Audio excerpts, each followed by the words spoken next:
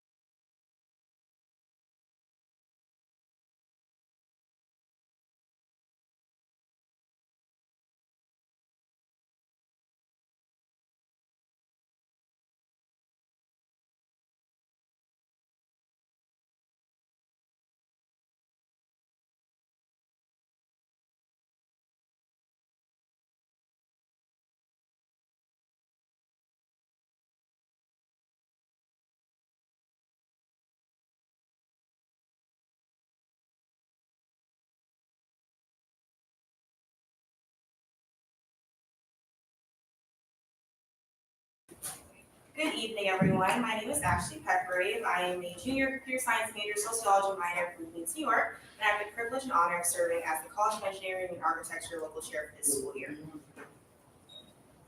The Crossfire, like the Speak Out, is designed to give candidates an opportunity to share their platforms and plans for their desired position within the student body. However, this event is reserved for more pointed, adversarial questions that you may have for candidates. Candidates during this event will show exactly why they deserve your vote and reassure you that your concerns are addressed throughout their platforms and campaigns, and eventual accession to their desired position. Welcome to the UGSA representative, Crossfire. First, the candidates will be answering moderated questions that have already been prepared. Each candidate will have 1 minute to respond to each question. If you are running as a slate, one person will respond to the posed question on behalf of the slate. Candidates who would like to rebut any points made during their by their opposing candidate during their response to a question will have 30 seconds to do so. At the end of the moderated question portion, the audience will be able to post questions to the candidates about their platforms and intended plans for their desired position. Again, candidates will have 1 minute to respond and exchange 30-second rebuttals in the same fashion. Before we begin, please keep in mind that the Commission does live stream these events for students who cannot attend in person. Please refrain from audible disruption in respect to the candidates and viewers. In addition, please hold your applause until the close of each portion of tonight's event. Again, thank you for attending tonight's event, and we will now begin. Candidates, please take 30 seconds to introduce yourself and your platform. Really quick, before you get started, I want to make it very clear that when it is time to rebuttal, once you start your responses, each of you as a candidate has 30 seconds to rebuttal, but you can raise your hand in order to rebuttal and I actually will pick on you. Does that make sense? So if he posts his response, right after his response, if either of you decide to rebuttal, you can raise your hand, do the rebuttal, and then the next person is going to respond. Does that make sense? Okay, perfect. We'll start here. The first question is, go ahead, 30 seconds. Good evening, everyone. My name is Haley Zion. I am a sophomore music performance major with a jazz concentration from Dallas, Texas, by way of Maryland. And my platform is Reclaiming the Spotlight with the 3 pillars: advocacy, amplification, and action. Hello everyone, my name is Nia Daniel. I'm a sophomore human development major from Bronx, New York. And I'm running to be, UGSA representative for School of Education, and my platform is CED with the 3 pillars of connection, exposure, and dedication. Good evening, everyone. My name is Michael Dash II. I am a senior fashion design major and psychology minor from Philadelphia, Pennsylvania, running to be your next UGSA rep for the College of Fine Arts on the platform, The Voice of COFA, a platform that will vocalize, organize, innovate, create, and elevate the COFA experience as a whole. Remember, this is your voice, your art, but it is our COFA. Thank you. Thank you, candidates. The first question will be, how will you ensure you're not just speaking for students, but actually listening to them regularly? We'll start on the other side. I would ensure that I am speaking to, can you say it one more time? How will you ensure you're not just speaking for students, but actually listening to them regularly? So yes, with my platform Voice, I will ensure that I am not only speaking with students, but listening to them by being a listening ear, by not just saying that I'm listening, but actually taking the time to go into those rooms and hear what they have to say, hear what their concerns are, and not only hear it, but address it. That's where my pillar connection comes from. I will be sure to really connect with my other constituents of School of Education by doing pop-ups in the classroom, just face-to-face, walking around the minor building, and like I said, the pop-ups, and ask what they want to see, what they would like to see from me, from School of Education, and from UGSA as a greater whole on campus. I will ensure that I'm not just speaking for students, but listening to them. I currently serve as a CAP COFA student ambassador, where I work in the Student Success Center. So very often I do encounter students, and I do serve as the buffer between faculty and the students, where I do hear the problems and how they feel about things, how things are being handled in COFA. So it already is a part of my job as a campus leader to do that, and I will ensure that by doing that, continuing by doing that as a UGSA representative through programming and making sure that the things that I've heard via the Student Success Center actually get implemented and taking that action, and that's where my action pillar comes in. Thank you. Second question will be, how will you balance representing your specific school with the need to collaborate and make decisions that affect the entire student body? How will you balance representing your specific school with the need to collaborate and make decisions that affect the entire student body? I will balance my school with also the entire student body. I feel like COFA it has only just been reestablished as its own college about 4 years ago. So many people don't even know what goes on inside of COFA. And I think it leaves the opportunity for COFA students to collaborate with other colleges to even make them aware of what is going on. And that is one of the things that I want to create, is those spaces for other colleges to see what we do and to shine that light on what happens in COFA through programming. So I feel like that would be a good collaborative effort to see, like, allowing the other colleges to have the experience of fine arts. I would agree with my constituent. I would say collaboration, letting people know what a School of Education has to offer, and seeing the feedback and all the opportunities that we are able to give, because as one of the smaller schools on campus, we are often underrepresented. So giving other schools and campus as a whole an opportunity to see what we can do and what we can bring to campus is one of the ways that I would do with my collaboration. I believe that art is the center for all things. I believe that we can create and it can relieve us of all stress that we have. So with my Pillar Create, I believe that I can balance the needs of my school along with those of other colleges by hosting events that are allowing us to just truly create and get free of all the stress that college has for us. Thank you. If you can only accomplish one of your platform points this year, what would you fight for and which one would you be willing to let go? Start on this side. If I could only enact one of my platform points, I would enact vocalize, because it is the center of all of my pillars, and I feel like it encapsulates them all. Being that person that can hear what those students have to say and then be that voice in the forefront, make sure that those things are getting done. And if I had to let one go, I don't believe I would, if I can say that. Yes. I've been willing to fight for my pillar dedication, because without my dedication to make School of Education a bigger school than what it seems on campus to all the students, the connection and the exposure pillar would not be possible if I didn't have the dedication to work hard and to show that School of Education is just as good as the other schools on campus, no matter how small we are. I would fight for my pillar amplification. The College of Fine Arts has had a decades worth of fighting to just have a voice on campus and to gain respect. And I feel like it is very important that the students feel like they are integrated into the campus. If I had to let one go, I don't really know if I could. Thank you. Thank you, candidates. How will you make sure your school's issues don't get sidelined in the bigger conversation? I'll make sure that my students don't get sidelined in the bigger conversation by making sure that I'm always staying focused on what my job is. At the end of the day, I will be the COFA UGSA representative. So it is my job to make sure that what they're saying that they need is at the forefront of what I'm doing and not what everyone else is saying that the campus needs. I would say that I would just be an active listener, using that dedication pillar strongly to make sure that I'm hearing what everyone has to say, and really using my voice and my power that I would get if elected to really bring their feedback and their concerns to the front table and work to change them. I agree with my constituents. I believe that the key part of making sure that the needs of COFA doesn't get lost and that it stays at the forefront is that I remain focused on what my goal is. Being that representative for the College of Fine Arts and that voice for the College of Fine Arts, remembering that at the end of the day, this is who I represent, and knowing that those are people that I have to answer to. How does your platform differ from current, past, and running UGSA representatives? Start at first.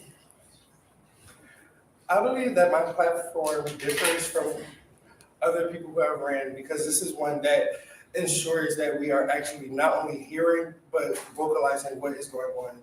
This is a platform, much like my constituent, that will amplify the needs of our COFA, not residents, I'm sorry, our COFA students, and make sure that they are heard above all else. I believe that my platform differs from others who have past ran, because my platform is catered to making sure that I will do my hardest to really fight for the School of Education's wants and needs, and also but to strengthen the unity and the connection within the School of Education first. I believe my platform differs from past ones because I've already begun to do the work. In the past year, I've already created those spaces for the performances for people to come out and see outside of school mandated things or things required by people's credits or to graduate. And it's been very successful. So with this platform, I feel like I'll be able to continue doing that work on a larger scale for the whole campus to see. Thank you. How will you make sure your work continues beyond the first weeks of your election, especially when the momentum dies down? I'll continue to have the momentum because one, this is something that I'm very passionate about, art itself. I feel like there are many benefits to art, from music therapy to just allowing the students in the College of Fine Arts to have their moment to shine. And I feel like as an artist myself, it is my passion to perform and my passion to see people perform. So I will continue to have that momentum just because this is something that's within me and not just something that I'm doing. Thank you. I'd say I would keep momentum because this is a lifelong commitment, a year-long commitment, and I am committed to making sure that everyone's needs are heard. I often, when I came to campus first year, I felt like I wasn't being heard as a freshman, so I would like to change that for my school and my constituents in the School of Education. I would even go as far as to say that this is a lifelong commitment, a commitment where in the world we see that they're trying to take arts out of schools and take the love of art away from us. I think that being able to continue to push that and know that that is something that we have to fight for is what is allowing me to keep that momentum and what will continue to give me that drive to continue to push forward into this. Thank you. Okay, just 1 second. We're gonna take a pause, just really quick.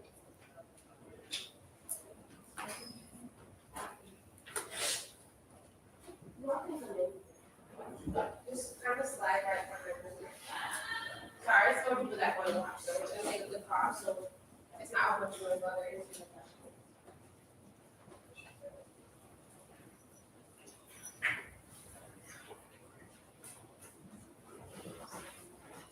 And if there's no space, you have to stay on this side. I apologize for not seeing it. Ashley, if you want. The next question will be, what's one concrete result you can realistically deliver by the end of the first semester that you're elected? I did right, so Okay. You said what is one concrete result that? what's one concrete result that you can realistically deliver by the end of your first semester if elected? I believe that one concrete result that I could ensure is done by the end of my first semester if elected is making sure that students' voices are heard by having town halls. I will collaborate with the Howard University CAPCOFA Council, along with the senators that we have in place to make sure we all collaborate, along with my constituent, to make sure that we are hearing those voices and throughout our different reigns of what we have and the different powers that we have to make sure all those things are heard and also enacted. I believe that one result that I can get with my position if elected is the connection between the School of Education and its constituents and peers. I believe that I can really foster internet connection and make us feel like a family and unity and show that everyone's values and everyone's achievements are heard and they are specialized. The one thing that I can guarantee to do successfully by the end of the semester, many students have requested commonly that COFA open up its steps as a performance space at least once a week for different people to showcase. And I've already begun working on that, so I know that I will be able to get that to happen for our students. Thank you, candidates. This now concludes the moderated question portion of tonight's event. The audience will now have an opportunity to pose questions to the candidates. Audience members, your questions can be either general or committed towards a specific candidate or platform. Again, candidates, you will have 1 minute to respond to each question and will be allowed a 30-second rebuttal. Does anyone have any questions?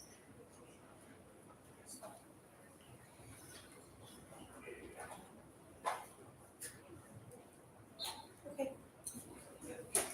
This now concludes the audience question portion of tonight's event. Let's give our candidates a round of applause.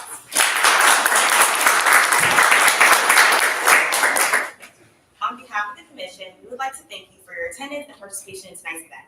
Please make sure that you are following the commission Instagram page for updates about the upcoming election schedule. Again, we thank you for being here tonight, and this concludes the event. Thank you.